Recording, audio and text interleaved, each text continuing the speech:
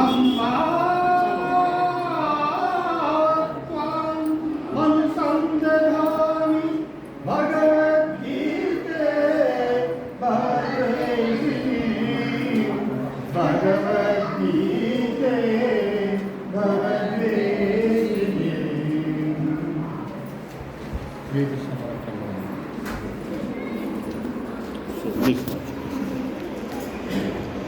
ఈ శ్లోకము ఇక్కడ రాసి ఉంది.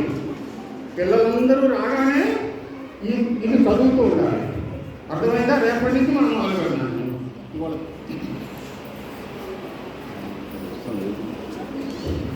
వెనకైతే మాట్లాడకూడదు, చూసుకోవాలి.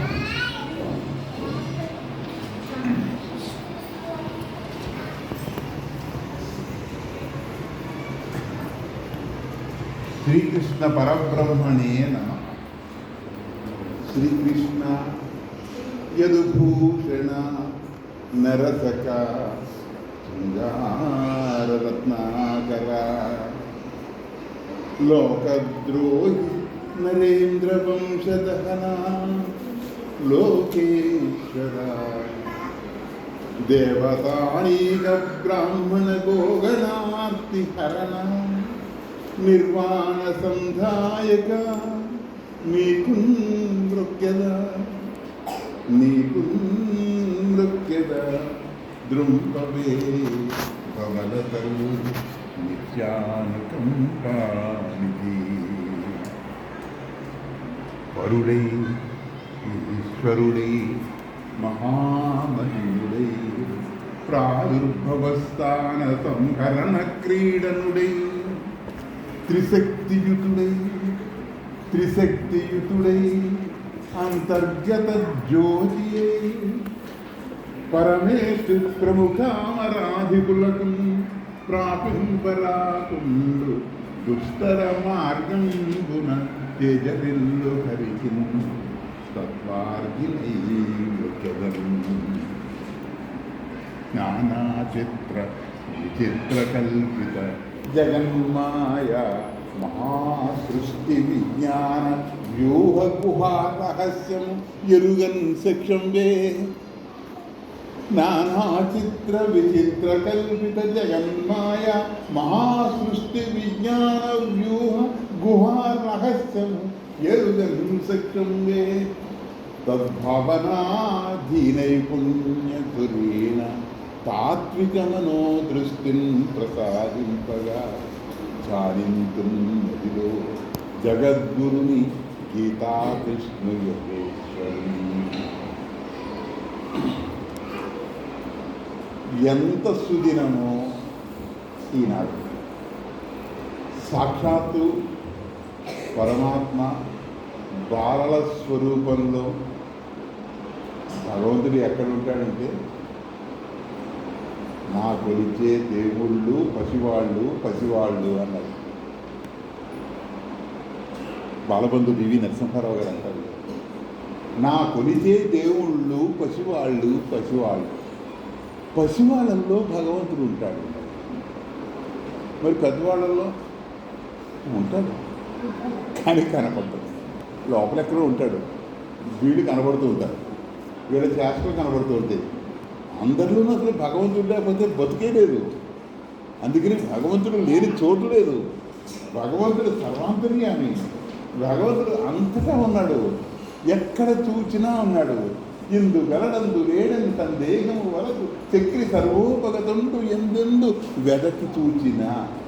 అంటే మనం వెతుక్కోవాలి, వెదకి చూచిన అందందే కలడు. కాబట్టి భగవంతుడు ఉన్నాడు.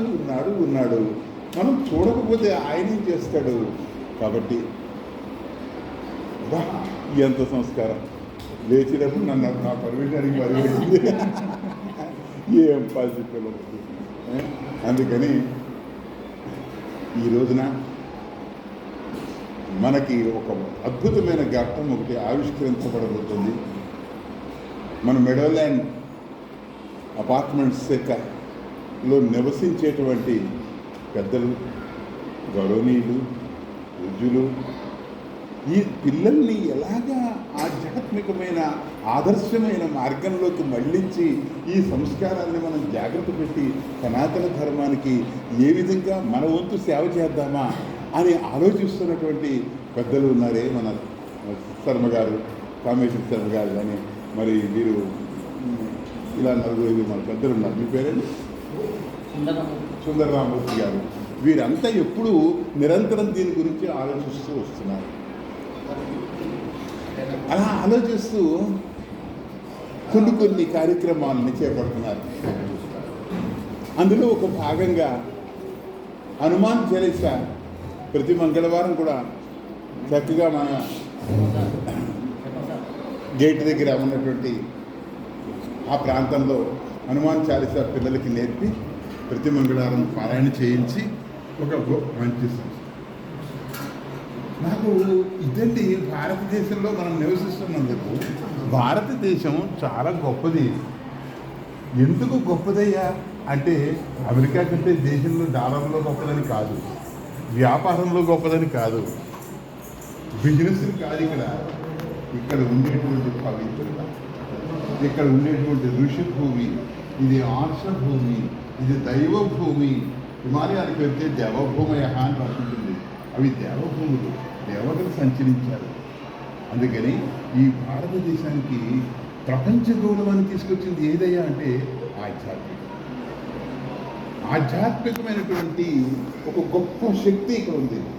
ఇక్కడ ఋషుల యొక్క తపశక్తులు ఉన్నాయి. ఇక్కడ దానివల్ల ప్రపంచంలో మనశ్శాంతి కోల్పోయినటువంటి భౌతిక ప్రపంచం అనుకుని తిరుగుతున్న పాశ్చాత్య దేశాలు ఉన్నాయి. పాశ్చాత్య దేశాలు, వాటిని అప్రాచ్య దేశాలు అంటారు. మనది ప్రాచ్య దేశం అంటే మన దేశాలు, అప్రాచ్య దేశాలంటే పాశ్చాత్య దేశాలు. కాబట్టి పూర్వం వాళ్ళు తిట్టేవారు అప్రాచ్యుడా అని. ఇంకేదంటే వాళ్ళ బుద్ధులన్నీ భౌతిక దృష్టే. ఎంతసేపు శరీరాన్ని సుఖపెట్టుకోవడం, సౌకర్యాలు కల్పిస్తూ ఉంటాం, ఆర్టిఫిషియల్ ఇంటెలిజెన్స్ని కల్పిస్తూ ఉంటాం, వాటి ద్వారా ఎన్నో మాయలు చేసేస్తూ ఉంటాం. చివరికి మనశ్శాంతి లేకుండా చేసేది వాళ్ళు. నేను కూడా అమెరికా 4 సార్లు వెళ్ళాను, అక్కడ జనాల్ని గమనించాను. వాళ్ళు ఎవరు సుఖంగా ఉన్నారని అనుకోవడం లేదు. ఒక వ్యక్తి వాడి కుక్క తప్ప ఇంకెవ్వరూ వాటితో ఉండరు వాళ్ళకి. అందుకని ఇక్కడ మనకి ఎంతమంది బంధువులు, ఆత్మీయులు, ప్రేమలు, అభిమానాలు, త్యాగాలు ఇవన్నీ మన భారతదేశం కల్చర్. అందుకని ఇక్కడ ఉండటం, ఇక్కడ బ్రతకటం, ఇక్కడ సేవ చేయటం, ఈ మాతృభూమిని మన మన మన తల్లి, ఇది తల్లిని మర్చిపోతామా? అమ్మ లేకపోతే మనం ఉన్నామా? అందుకని ఈ భూమి మనకి అమ్మ, మాతృభూమి. ఈ భూమిలో పుట్టడం ఎన్నో జన్మల పుణ్య విశేషంతో తప్ప ఈ భూమిలో పుట్టడం అనేది జరగదు. పుట్టాక మనం వెళ్ళి అక్కడ కూర్చున్నాం అంటే అది మన దురదృష్టం. అది దీన్ని మనం ఉపయోగించుకోలేకపోతున్నాం అన్నమాట. అందుకని అటువంటి పవిత్రమైన భూమిలో మనకి జన్మనిచ్చిన భగవంతుడికి మనకి ఎందుకయ్యా ఇక్కడ ఎంత పవిత్రమైతే ఏర్పడింది, ఈ దేశాన్ని ఎంత పవిత్రమని ఎందుకంటారు అంటే ఇక్కడ శ్రీరామచంద్రుడు సాక్షాత్తు అవతరించిన భూమి మన భారతం. సాక్షాత్తు శ్రీకృష్ణ పరమాత్మగా విభవావతారాన్ని పొందినటువంటి భూమి ఈ భారత భూమి. ఈ శ్రీకృష్ణ పరమాత్మ స్వయంగా తన నోటితో భగవద్గీతని మానవాళికి అందించిన భూమి మన భారత భూమి. అటువంటి భూమిలో ఒక్క భగవద్గీత చాలండి. ఇక్కడ వేదాలు, ఇతిహాసాలు, పురాణాలు, కావ్యాలు, గ్రంథాలు ఎన్నో ఉన్నాయి. అన్నీ కూడా మన జీవిత ధ్యేయాన్ని, మన జీవిత లక్ష్యాన్ని చెప్పేటువంటివే. ఎందుకు బతుకుతున్నాము, పోయాక ఎక్కడికి పోతాము, ఎక్కడి నుంచి వచ్చాము, ఏమైపోతాము, ఎలా బతకాలి అనేటువంటి అటువంటి విధానం, ఎలా మాట్లాడాలి, ఎలా నడుచుకోవాలి, ఎలా సంస్కరించుకోవాలి. చూడండి, ఇందాకే మనం ప్రత్యక్షంగా చూసాము. ఒక పసిపాప లేచి నిలబడి నేను వెళ్ళమంటే కానీ వెళ్ళలేదు. ఇది ఇక్కడ కల్చర్. జన్మదహ వస్తుంది. మన తల్లులు, మన ఆర్గనైజేషన్ నేర్పుతారు. అమ్మే గురువు మనకి, ఎవరో గురువు కాదు, అమ్మే గురువు. తల్లి చెబితే పిల్లలు వింటారు. తండ్రి దగ్గర భయపడతారు, కానీ అమ్మ చెబితే వింటారు. అందుకని అమ్మ జాగ్రత్తగా క్రమశిక్షణతో మంచి మంచి ఆదర్శమైనటువంటి విధానాలని రూపొందించి పిల్లల్ని అలా పెంచుకుంటే ఆ పిల్లలు వాళ్ళు ఒక్కొక్కళ్ళు ఒక్కొక్క బంగారం మొద్దండి, ఒక్కొక్కళ్ళు ఒక్కొక్క బంగారం మొద్దని చెప్తున్నాను. ఏ బంగారాలు, ఏ మళ్ళు, ఏ రత్నాలు మన పిల్లలకి సాటిపోవు. ఇది నిజం, ఇది యథార్థం. తల్లి అనుభవంతో చెప్తున్నాను. మన పిల్లలు మనం తయారు చేసుకోవాలి. బంగారపు ముద్దను తీసుకుని నువ్వు ఏ ఆభరణంగా మార్చుకుంటే అది ఆభరణంగా మారుతుంది. నెక్లెస్గా మార్చుకుంటే నెక్లెస్ అవుతుంది, మణులుగా మార్చుకుంటే మణులుతుంది, ఉంగరంగా మార్చుకుంటే ఉంగరంగా అవుతుంది. ఏ ఆభరణం నీకు కావాల్సిన ఆభరణంగా మారుతుంది. కాబట్టి మన పిల్లల్ని మనం అలా మలుచుకోవాలి, అలా తయారు చేసుకోవాలి, అలా ఆదర్శంగా ఉండాలి. వాళ్ళకు ఉపయోగపడాలి, కుటుంబానికి ఉపయోగపడాలి, సమాజానికి ఉపయోగపడాలి, దేశానికి ఉపయోగపడాలి. అలా ఉపయోగపడే విధానంగా తల్లిదండ్రులు పిల్లల్ని సంస్కరించి తీర్చిదిద్దుకోవాలి. మనమే వాళ్ళని తగలిస్తే బాగు చేసేది ఎవరండి? మనమే వాళ్ళకి సీరియల్ చూసి వీడియో తీస్తున్నా కానీ మన వాళ్ళకి సరే బయటికి తోలేస్తే వాళ్ళ బాటలో పడిపోతే ఒకేసారి అప్పుడు మనం చేస్తున్నాము. వీడియో తీయమంటున్నారు సార్. పిల్లలకు చేసే పళ్ళు కూడా మళ్ళీ బాధ మనం పడుతున్నాము. పిల్లలు కాదు. కాబట్టి మనం ఆలోచించుకుని మన కుటుంబాన్ని జాగ్రత్త పెట్టుకోవాలంటే ఎంతో సాహిత్యం ఉందా కూడా, ఈ ప్రపంచంలో ఎంతో సాహిత్యం ఉందా కూడా, ఒకే ఒక్క గ్రంథం అది మహాభారతంలో ఆవిర్భవించింది. అదే భగవద్గీత. గీతను ఆశ్రయిస్తే మన రాత మారిపోతుంది, మన తల రాత మారిపోతుంది. కాబట్టి మన తల రాత మార్చే గీత ఏదయ్యా అంటే భగవద్గీత. ఎలా చెప్పగలుగుతున్నారండి మీరు అంటే భగవద్గీతలో అంశం ఏదైనా ఉంటే కదా. మీరు ఏది తీసుకోండి భగవద్గీతకి కనెక్ట్ అయిపోతుంది. మీరు దుఃఖం పడుతున్నారు, దానికి పరిష్కారం భగవద్గీతలో ఉంటుంది. మీరు ఎన్నో ఒత్తిడికి లోనవుతున్నారు, ఆ ఒత్తిడి నుంచి, ఆ స్ట్రెస్ నుంచి బయటికి రావాలంటే భగవద్గీతలో సమాధానం దొరుకుతుంది.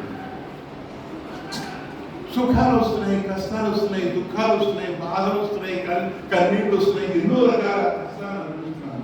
ఇటు మగవాళ్ళతో ఆడవాళ్ళు అనిపిస్తారు, ఆడవాళ్ళతో మగవాళ్ళు అనిపిస్తారు, పిల్లలతో తల్లిదండ్రులు అనిపిస్తారు, తల్లిదండ్రులకు అంతగా పిల్లలు అనిపిస్తుంటారు. ఎన్ని రకాల స్ట్రెస్ వచ్చారు.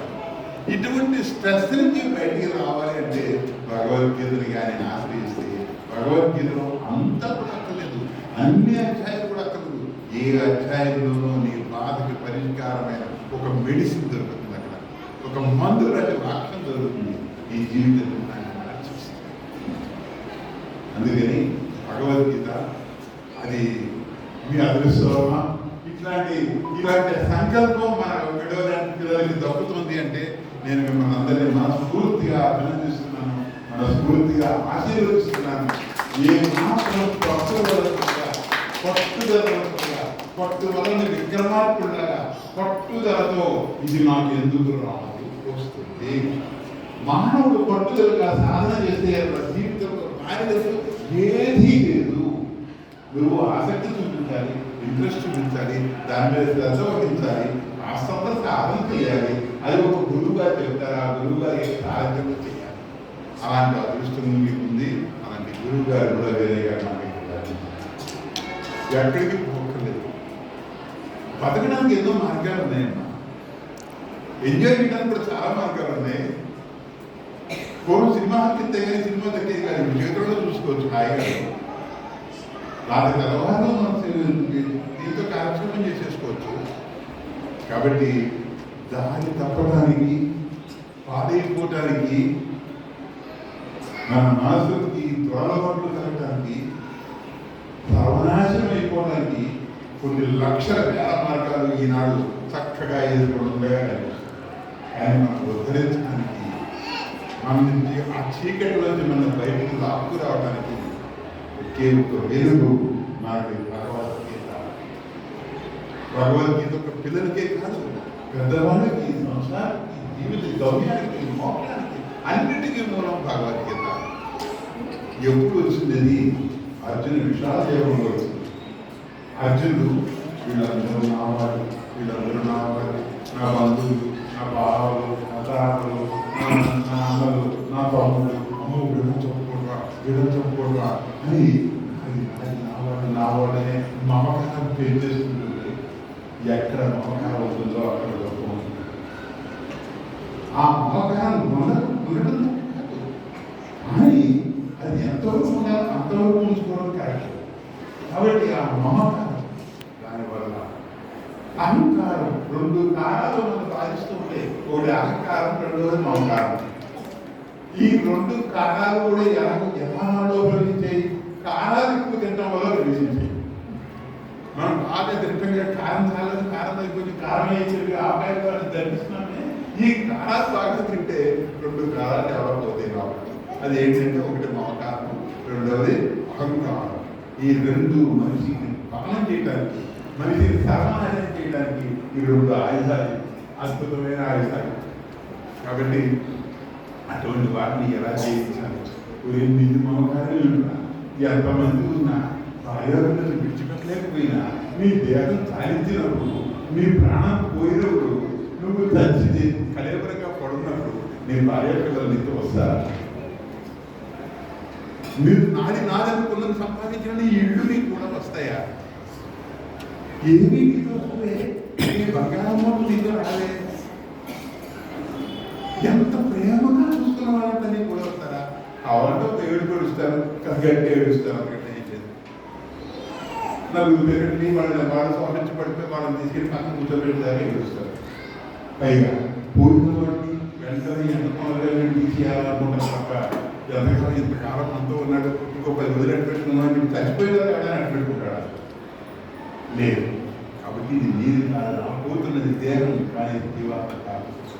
జీవాత్మ శాశ్వతం, పరమాత్మ నుంచి వచ్చాడు. మన గమ్యం వెళ్ళి అక్కడికి వెళ్ళాలి అని చెప్పేటువంటి అద్భుతమైన తత్వాన్ని, ఈ మమకారాన్ని తగ్గించేటువంటి తత్వాన్ని ఆ భగవద్గీత మనకు అందిస్తుంది.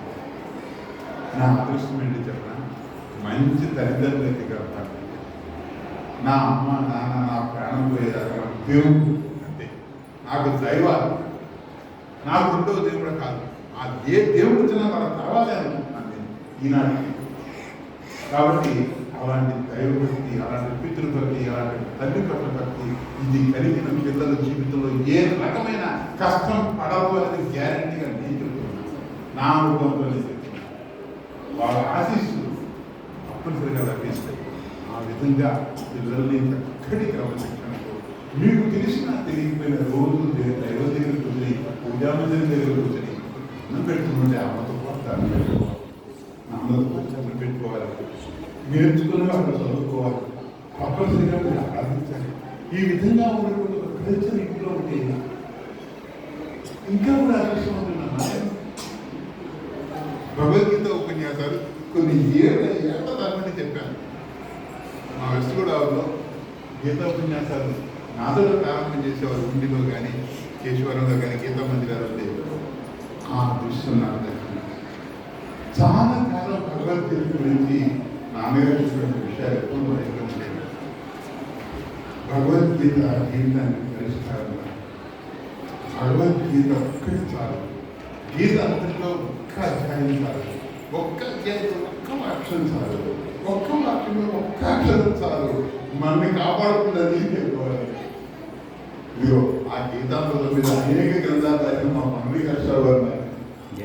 ఈ పుండరీకాక్షరావుకి నాకు అనుబంధం గీతాంతలతో ప్రారంభం. ఆ వేదిక ఆ సభని ఆనందమే ఇక్కడ మన కృష్ణాదేవనే ప్రారంభించింది.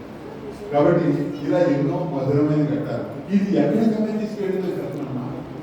ఈ భగవద్గీతని ఆరాధించేటువంటి విధానంలో నన్ను చివరికి నాకు ఎంత అదృష్టాన్ని కల్పించిందంటే, కురుక్షేత్రంలో ఎక్కడ యోగీశ్వర కృష్ణ తత్వ పాదో గరుద్దర అని చెప్పి కృష్ణార్జునుడు ఎక్కడైతే నిలబడి గీత అమృతాన్ని ప్రచురింపజేశాడో ఆ ప్రాంతాన్ని దర్శించుకునే భాగ్యం, ఆ ప్రాంతంలో భగవద్గీత మీద ఉపన్యాసం చెప్పేటువంటి అదృష్టాన్ని కృష్ణ నాకు కనిపించాడు.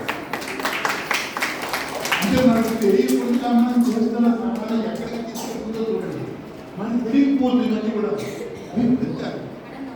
అందుకని భగవద్గీత ఎంత బాబోయ్ ఎంత కష్టమనమ్మా, ఎంత కష్టమో అసలు అంత బాగుంటుంది భగవద్గీత. మరి దాన్ని చదవడం మన చూసిన పిల్లలకి సాధ్యమేనా అనుకుంటారు. భగవద్గీత ఎంత ఉంటుందో చెప్పనా?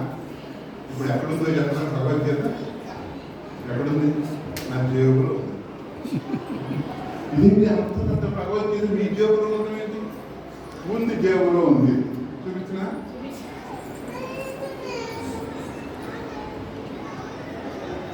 ఇదిగో భగవద్గీత, ఇదేంటి మొత్తం భగవద్గీత. ఎంతసేపు చదువుతాం? గీతా గోరఖప్రసాద్ వాళ్ళు వేసినటువంటి భగవద్గీత ఇది ఎంతసేపు చదువుతాం చెప్పండి? ఎన్ని పేజీలు ఉంది? మీరు ఒకసారి చాలా చూడండి. 96 పేజీలు, అందులో ముందు మాటలు ఇవన్నీ కలిపి ఇది భగవద్గీత. దేవుడు డబ్బులు పోస్పెట్టుకున్నట్టు ఈ భగవద్గీత దీని మీద వచ్చిన వ్యాఖ్యానాలు కొన్ని వందల వేల వ్యాఖ్యానాలు ఉన్నాయి. ఎంత వ్యాఖ్యానాలు! అది కాళహస్తి స్వామి వారు చేసినటువంటి ఇది కదా వ్యాఖ్యానం అద్భుతమైన వివరణ. ఒక్కొక్క శ్లోకానికి పెంచుకుపోతే కానీ మూలం ఇది. మూలాన్ని పడుకుంటే స్థూలానికి వెళ్ళిపోవచ్చు, చివరికి వెళ్ళిపోవచ్చు. అందుకని ఇంత చిన్న దాంట్లో ఉన్న భగవద్గీతలో చిన్న చిన్న అధ్యాయాన్ని సత్యంగా చదవండి, బాగా ప్రాక్టీస్ చేయండి. అందులో ఈరోజు భక్తి యోగాన్ని ప్రారంభిస్తున్నారు మన స్వామి. భక్తి యోగాన్ని అంటే ముందు భక్తిగా వాటి తప్ప భక్తిగా మనం దాన్ని శ్రద్ధగా పాటించాలని నేర్చుకోవాలి. ఇందులో చక్కగా రానినటువంటి ఏం లేదు. 3 యోగాలు, జ్ఞానయోగం, కర్మయోగం, భక్తియోగం, జ్ఞానయోగం, ఇలాంటి యోగాలు చాలా ఉన్నాయి. ఇందులో ఒక టిప్స్ ఉంటాయి దాంట్లోనూ. వాటిని ముందు శబ్దం వస్తే, ముందు శ్లోకం వస్తే తర్వాత అర్థం ఇవ్వడం అనేది తర్వాత నెమ్మదిగా నేర్చుకోవచ్చు. అది శబ్దమే రాకపోతే అర్థం ఎలా తెలుస్తుంది? చెవుడికి పోగులుంటే ఏ కుట్లుంటే ఏ ఆభరణాలైనా పెట్టుకోవచ్చు. అసలు పోగులే లేకపోతే నీ ఏ ఆభరణాలు పెట్టుకుంటావు. అలాగే మొట్టమొదట మనకి భగవద్గీత శబ్ద రూపంలో నేర్చుకోవడం.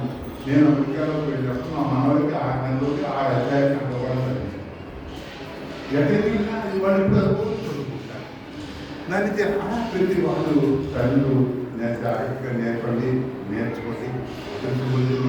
కూడా మన క్లాస్మేట్స్ ఇక్కడ ఏం చేస్తున్నారు, వారు చక్కగా నేర్పుతారు. ఎల్ఐసీలో పనిచేసి, ఎల్ఐసీ అంటే ఏం చేసిన జీవిత బీమా. ఇవి భగవద్గీత జీవిత బీమా అంటే దగ్గర చెప్పాలి. ఈ జీవితానికి బీమా కల్పించేది ఏదైనా ఉంది అంటే అదొక భగవద్గీత నాకు కనిపించినది అదే. అందుకని ఆయన స్వయంగా మళ్ళీ ఇంకో రూపంలో ఇప్పుడు వచ్చి అప్పుడు వృత్తి రూపంలో, ఇప్పుడు ప్రవృత్తి రూపంలో వచ్చి భగవద్గీతకి సేవ చేద్దామని, పిల్లలకి తన యొక్క సర్వీస్ అందిద్దామని ముందుకు వచ్చారు. ఇలాంటి మహానుభావులు అప్పుడు చక్కటి గీత ఉపన్యాసాలు ద్వారా ఏదైతే పరిణామాలను మీరు నేర్చుకున్నారని, మీరు భక్తి గురువుగా నేర్చుకున్నాక భక్తి ఉండే రహస్యాన్ని ఇవ్వాలని వాళ్ళు మేము తెలుసున్న నారాయణ వాళ్ళు ఏదో కొంచెం చెప్పడం మొదలు పెట్టుకుంటాం. ముందు చెప్పడం చూస్తే పరమ అది గచ్చతి అన్నట్టుగా ముందు శబ్దం నుంచి ప్రారంభించి అర్థాన్ని తర్వాత మీరు చిన్నప్పుడు మీరు అనుకుంటున్నారు మనకి ఏం తెలియకుండా పర్వతాన్ని కట్టి పెట్టేస్తే దాంట్లో ఉండే ఒక వాక్యం మనకి కష్టకాలంలో చక్కని గుర్తు చూస్తున్నాను. అది శివుడు రికార్డ్ అయినట్టు బుర్ర రికార్డ్ అయిపోతుంది. అది రికార్డ్ అయిపోయి అది ఏం చేస్తుందంటే సరిగ్గా కష్టకాలంలో అదే వాక్యం గుర్తొస్తుంది. అది భగవంతుడి యొక్క వాపుతున్న శక్తి. అందుకని మనం ఎన్నో జ్ఞాపకం రాలేదు అనుకోకర్లేదు. నీకు ఎప్పుడు అవసరమో అప్పుడు వచ్చేస్తుంది కనుక ఎంత అవసరమో అంతా వచ్చేస్తుంది. ఆ విధంగా గొప్ప శక్తులు ఉన్నాయి కాబట్టి భగవద్గీత ఈరోజు ప్రారంభం చేసుకుందాము అని సరళంగా కానీ ఇంకా అవుతూ ఏం చేద్దామంటే ఇప్పుడు మన కొండలి కష్టాలు మనకి అతిథిగా వేసేసారు. భగవద్గీత మహాత్మైనటువంటి కృషి చేశారు. గీతామృత అనేక పెట్టారు, అనేక గ్రంథాలు పంచిపెట్టారు. అమృతం పంచాలి, ఒకటి తయారైపోవడం. అందుకని ఆ విధంగా ఆయన చక్కగా గీతాన్ని పంచిపెట్టారు. వారి యొక్క మాటలు మనం సందేశాన్ని విని వీరే ఇవాళ భక్తి యోగాన్ని ప్రారంభం చేసుకుంటాము. జై శ్రీమన్నారాయణ. జై శ్రీమన్నారాయణ.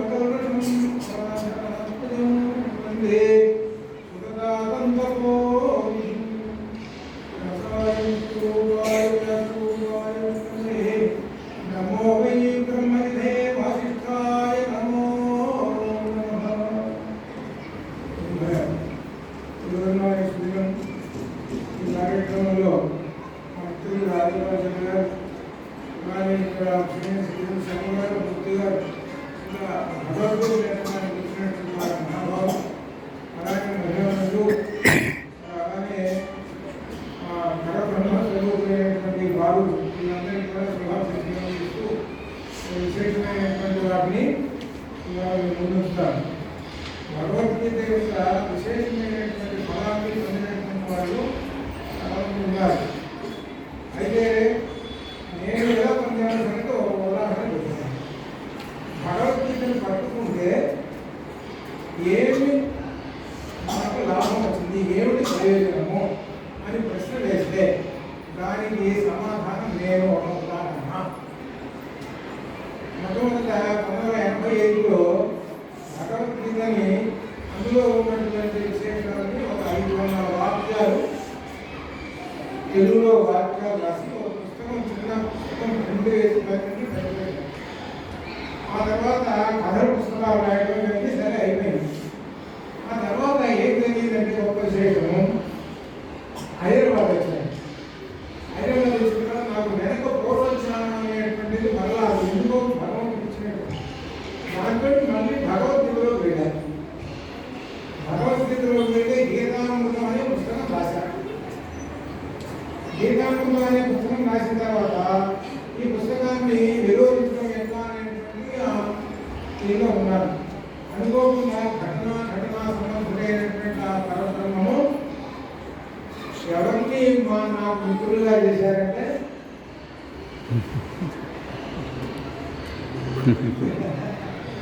అది ఆ సందర్భం కూడా చెప్తే మీకు ఆశ్చర్యం వేస్తుంది.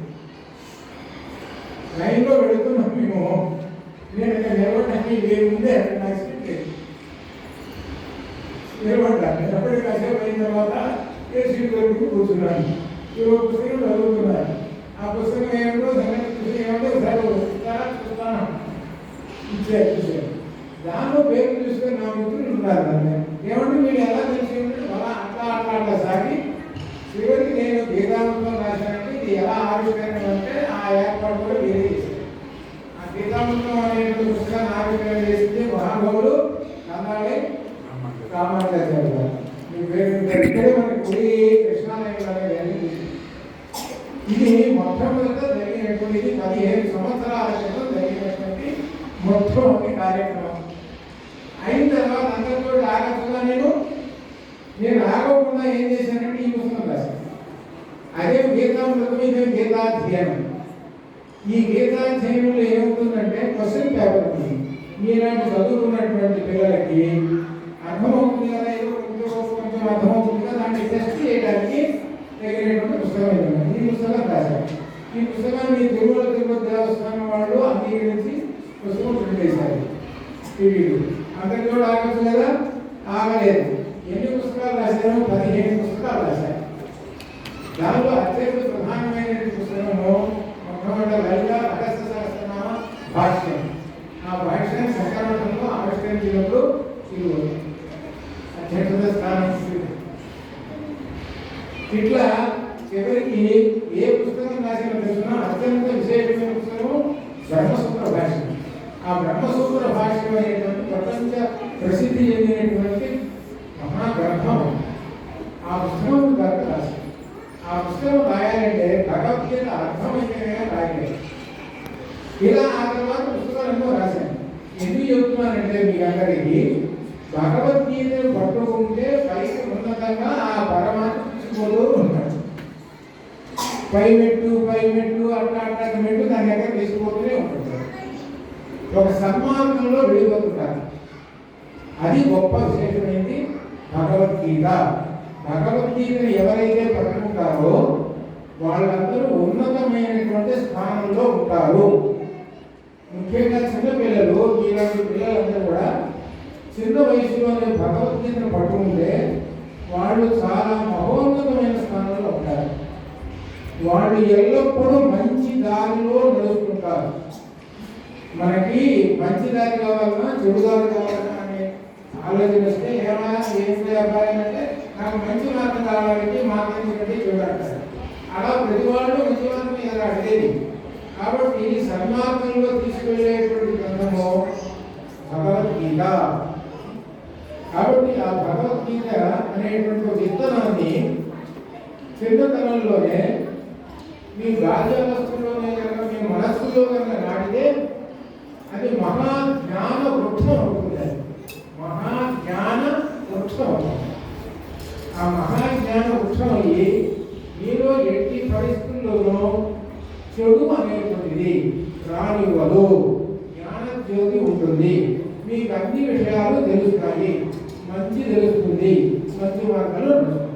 ఇది గొప్ప విశేషమైనటువంటిది భగవద్గీత నేర్చుకునేటువంటి గొప్ప విశేషం. అయితే ఈ భగవద్గీతని పెద్దవాళ్ళే అర్థం చేసుకొని, ఎవరు వివేకానంద స్వామి వారు లాంటి పెద్దవాళ్ళు కూడా అర్థం చేసుకొని ఈ భగవద్గీత యొక్క గొప్పతనం కూడా చెప్పారు. నిరుత్సాహం నుంచి బయటికి తీసుకొస్తుంటుంది. నిరుత్సాహం అసలు పని కాదు. సుందరకాండలో మీరందరూ సుందరకాండ అనేటప్పుడు వెంటనే హనుమాన్ గుర్తుకొస్తారు. ఆంజనేయ స్వామి గారు లతలో అంతా వెతికాడు. ఎక్కడ అమ్మవారు కనపడలేదు. ఏమిటనే దుఃఖంతో కూర్చున్నాడు, నిరుత్సాహపడుతున్నాడు. మరలా ఆయనందరూ ఆయన ఉత్సాహం తెచ్చుకొని ఆయన ధ్యానంలో వెళ్ళిపోయాడు. ధ్యానం అంటే ఇదే పరమాత్మ ధ్యానము. భగవద్గీతే పరమాత్మ ధ్యానం. ధ్యానంలో వెళితే ఆయన కనపడేది ఎవరైనా రామచంద్రమూర్తి కనపడ్డాడు, పరబ్రహ్మ కనపడ్డాడు. అప్పటి నుంచి ఉత్సాహం వచ్చి అశోకవనంలో అన్వేషణ చేసి మహా గొప్ప కార్యం సాధించాడు. దీనికి మూలం ఎక్కడ ఉన్నది? మనకు పరమాత్మ ధ్యానము అనేటువంటిది. ఆ పరమాత్మ ధ్యానమే ఇవో ఈ భగవద్గీత. కాబట్టి ఈ భగవద్గీతని చిన్నతనంలో పట్టుకున్నటువంటి వాళ్ళందరూ కూడా చాలా గొప్పవాడు. కాబట్టి మీరు చెప్తున్నా బాగానే ఉంది. ఇదంతా చూశారు. ఏమిటంటే చెప్పడానికి ముందు ఆచరించవయ్యా, ఆచరించిన తర్వాత అప్పుడు చెప్పవయ్యా అని అనుకుంటారు. చెప్పడానికే మాటలు ఉన్నాయి. ఎట్లంటే చెప్పింది, మా మనవడు మా మనవరాలు, మా అబ్బాయి మా కోడలు, నలుగురికి 700 శ్లోకాలు కంఠస్థం వద్దు. వాళ్ళకి ప్రైజులు వచ్చినాయి. అమెరికాలో గణప శిక్షాన్ని ప్రోగ్రాంలో పాల్గొని ఆయన యొక్క ప్రశంసలు పొందుకొని సర్టిఫికెట్లు ఇస్తున్నారు. అట్లనే అక్కడ అమెరికాలో ఈ భగవద్గీత పారాయణ చేసే సందర్భంలో వీళ్ళని ఆహ్వానిస్తారు. వీళ్ళు వెళ్ళి పారాయణ చేసుకుంటారు. ఎందుకంటే మనం ఆచరిస్తున్నాం కాబట్టి చెబుతున్నాం. అంత విశేషమైనది భగవద్గీత నీకు శ్లోకాలు వచ్చినాయి అని అంటే నిన్ను ఎలా చూస్తారు చూసిన పెద్దవాళ్ళు చాలా ప్రేమతోటి భక్తితోటి కూడా చూస్తారు. అంత గొప్పది. నాకేం రావండి ఇవన్నీ, నా క్లాస్ పుస్తకాలు అయితే అప్లై అవుతానంటే ఇవన్నీ వదిలే. ఇది ముఖ్యమైనది. దానిలో విశేషం ఏమిటంటే అందరూ తెలుసుకోవాల్సినటువంటిది కర్తవ్య అకర్తవ్యంలో మీరందరూ తెలుసుకోవాల్సింది. కర్తవ్యము అకర్తవ్యము, చేయతగినది చేయతగనిది, డూసు డోట్స్. ఈ డోట్స్ అనేటువంటి చేయతగని అనేటువంటిది ఎప్పుడైతే విచక్షణ తెలుస్తుందో అప్పుడు నీకు మంచి మార్గము కనబడుతుంది. ఆ మార్గంలో కనబడుతుంది. ఇది గొప్ప విశేషం. అసలు మనకు కావాల్సింది మన జీవిత విధానం మార్గంలో నడవటము అనేటువంటిది మన జీవిత ఆశయము. అలా నడవటానికి ఇందులో కొన్ని శ్లోకాలు ఉన్నాయి. నేను చదువుకున్నటువంటి మీ విద్యార్థులు మీరంతా కూడా గొప్ప విశేషంగా తెలుసుకోవాల్సిన ఒకటి ఉదాహరణ నిదర్శనాలు చెప్తాను. విద్యార్థి అనేవాడు ఎలా ఉంటాడు. ఒకసారి నేను హై స్కూల్లో పనిచేసేటప్పుడు ఆ పేపర్ తీర్చిన తర్వాత వాడికి 99 మార్కులు వచ్చినాయి. 99 వచ్చినాయి. 99 వచ్చిన తర్వాత వాడు పేపర్ తీసేస్తున్నాడు. ఏంటో తెలియజేస్తున్నాము అన్నాడు. ఏమి పెట్టిందండి, 1 మార్కు ఎక్కడ తగ్గిందో చూస్తున్నానండి. అర్థమైందా మీకు? 1 మార్కు అంటే ఇప్పుడు 99 వచ్చిన వాళ్ళంటే బాగా సంతోషంగా ఉంటారు. 2 మార్కులు వచ్చినాయో అంటుంటారు. మీరు దృష్టి ఎక్కడ ఉంది చూసారా? ఆ 1 మార్కు వచ్చింది ఎక్కడ తగ్గానా అనే దాంట్లో చూసుకోండి. ఎంతది అది ఏంటంటే విద్యార్థి లక్షణాలు. విద్యార్థి ఎప్పుడు చూసినా కానీ 100కి 60 మార్కులు వచ్చినాయి అని అంటే సంతోషపడవాలి. అంటే 40 మార్కులు రాలేదు, అంటే 40% మీకు ఆ పుస్తకం అర్థం కాలేదు. 40% అర్థం కాదు, 60% అర్థమైంది. కాబట్టి సంపూర్ణంగా అర్థం చేసుకోవాలి. చేసుకున్నప్పుడే ఆ పుస్తకాన్ని నువ్వు అధ్యయనం చేసినట్టు, ఆ సబ్జెక్ట్ వచ్చినట్టు. అది మొట్టమొదటి నేర్చుకోవాల్సింది.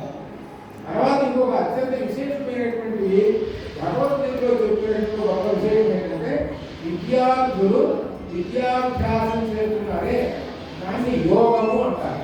మీరు యోగాన్ని పాటిస్తున్నారు అంటే ప్రతిరోజు ఒక టైంకి వెళ్ళడం స్కూల్కి, ఆ స్కూల్లో టైం ప్రకారం ఆ సబ్జెక్ట్ చదువుకోవడం, మళ్ళీ ఇంటికి రావడం, మళ్ళీ హోంవర్క్ చేసుకోవడం, మళ్ళీ స్కూల్కి వెళ్ళడం, పరీక్షలు రాయడము, ఇది ఏమాత్రం క్రమబద్ధంగా చేస్తున్నారు, తప్పకుండా చేస్తుంటారు. దీన్ని ఏమంటారు? యోగము అంటారు. స్కూల్కి రేపుగా వెళ్ళాలి, కరెక్ట్గా అంతా హోంవర్క్ చేసుకుంటారు, ఇలా ఉంటారు కదా, కరెక్టే కదా, దాంట్లో యోగము.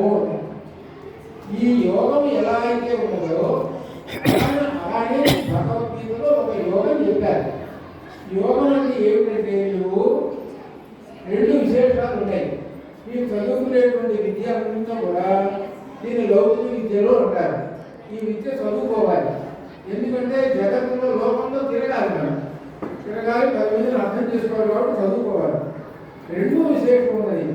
ఏమిటంటే మన ఆత్మకు సంబంధించినటువంటి విశేషం. ఇది చెప్పేటువంటిది భగవద్గీత చెబుతుంది. ఇది సరైన రూట్లో మనల్ని నడుపుతూ ఉంటుంది. కాబట్టి ఇది అర్థం చేసుకుంటే అప్పుడు అందుకని దీనిలో ముఖ్యంగా యుక్తాహార విహారస్య యుక్త చేస్తే కర్మసు. ఈ శ్లోకాన్ని బాగా అర్థం చేసుకోండి. ఈ శ్లోకాన్ని బాగా అర్థం చేసుకుంటే ఏంటో తెలిసిన, ఎప్పుడు పడితే అప్పుడు తినకూడదు, ఎంతవరకు తినాలో అంతవరకు తినాలి. అర్థమైందా? ఎప్పుడు నిద్రపోకూడదు. మీరు చదువుకునే తింటున్నారా? క్లాస్లో కూడా తింటున్నారా? తినలేదు. క్లాస్లో నిద్రపోతున్నారా? నిద్రపోవట్లేదు. అర్థమైందా? ఈ అట్లనే కర్మలు చేసేటువంటి కూడా పనులు కూడా మంచి మంచి కర్మలు. ఈ లక్షణాలు ఇవన్నీ విద్యార్థి దశలో ఉంటాయి. ఇటువంటి విశేషాలన్నీ కూడా మన భగవద్గీతలో ఉన్నాయి. కాబట్టి ఇటువంటి భగవద్గీతని ప్రారంభోపన్యాసంలో మనం మొట్టమొదటి 12వ అధ్యాయం భక్తి యోగంతో మీకు ప్రారంభం చేస్తున్నారు. భక్తి యోగంతో భక్తి యోగం కనుక మీకు అందరికీ వస్తే పరమాత్మ ఎందుకు భక్తి కలిగితే తర్వాత చూసినటువంటి విశేషాలు అవన్నీ కూడా చూసుకోవచ్చు అన్నమాట. కాబట్టి ఈ కార్యక్రమాన్ని నిర్వహిస్తున్నటువంటి శర్మ గారు, అలానే మూర్తి గారు, ఇంకా ఇక్కడ అపార్ట్మెంట్లో ఉన్నటువంటి పెద్దవాళ్ళు, వీళ్ళందరూ కూడా మీకు సదా ఎల్లప్పుడూ కూడా సహకరిస్తూ మిమ్మల్ని ఉన్నత పథంలో తీసుకువెళ్తారనేటువంటిది ఆశిస్తున్నాను. అంత గొప్ప చేసింది. అట్లనే మీకు ఏమైనా సరే ఎప్పుడైనా ఉపన్యాసం ఇవ్వమంటే ఏ సందర్భంలో ఏ అధ్యాయం అయినా సరే మనకి ఇక్కడ రాజోపాధ్యాయులు గారు ఉన్నారు, వారైనా వస్తారు, లేకపోతే నేనైనా వస్తాను, మీకు ఇస్తాను. అది ఒకటి. ఇంకొక విశేషం చెబుతున్నాను. పెద్దవాళ్ళు ఉన్నారు కాబట్టి నేను ఇప్పటికి సుమారుగా 4 నెలలు ఇద్దరికి ఒకసారి ఒక తరం అయిపోయింది. ఉపనిషత్తులు చెబుతున్నాను. ఇక్కడ అమెరికా వాళ్ళు వస్తారు, ఇక్కడ లింక్లో వస్తారన్నమాట. ఇప్పుడు 4 ఉపనిషత్తులను 5వ ఉపనిషత్తు చాందోగ్యోపనిషత్తు చెబుతున్నాను. ఈ ఉపనిషత్తులు ఏమిటంటే ఉపనిషత్తుల యొక్క సారమే భగవద్గీత. ఈ ఉపనిషత్తుల్లో ఉండేది ఏంటంటే అంత పరమాత్మ గురించి ఉంటుంది. కాబట్టి పెద్దవాళ్ళు ఎవరైనా సరే ఆ ఉపనిషత్తుల్లో చేరాలనుకుంటే ఆ లింకు దాని ప్రకారంగా చేరవచ్చును. ఇది ఉపనిషత్తులు. ఉపనిషత్తులు అనేటువంటి పైన ఉన్నటువంటివి, ప్రస్థానత్రయంలో ఉన్నటువంటి ఉపనిషత్తులు. భగవద్గీత, ఉపనిషత్తులు, బ్రహ్మసూత్ర భాష్యం, ఈ మూడు ప్రస్థానత్రయం అంటారు. వీటిల్లో మొట్టమొదటి భగవద్గీత. ఈ భగవద్గీత అయింది.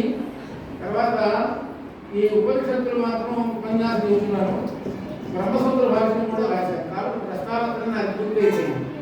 ఇదే మన రాజగోపాచార్య గారు మన ఈ పుస్తకంలో కూడా, బ్రహ్మసూత్ర భాష్యం పుస్తకంలో కూడా, నా పుస్తకాలు అన్నింటిలోనూ ఉన్నాయి. ఇదిగో ఈ పుస్తకం కూడా అన్నింటిలోనూ రాజగోపాచార్య గారి పేరు ఉంటుంది. ఎందుకంటే ఆయన ఒకళ్ళు వదిలిపెట్టే కదా కాబట్టి మాకు చెప్పండి అలా విశేషం అనమాట. కాబట్టి మీరందరూ కూడా సుజ్ఞానమైన మార్గంలో అసతోమా సత్వమయ, తమసోమా జ్యోతిర్గమయ, మృత్యోర్మ అమృతంగమయ అనేటువంటి ఉపనిషత్తు సారాన్ని బట్టి మీరందరూ ఉన్నత పదంలో పనిచేస్తారని ఆశిస్తూ ఈ సందర్భంగా మీకందరికీ కూడా ఆ పరమాత్మ యొక్క శుభాకాంక్షలు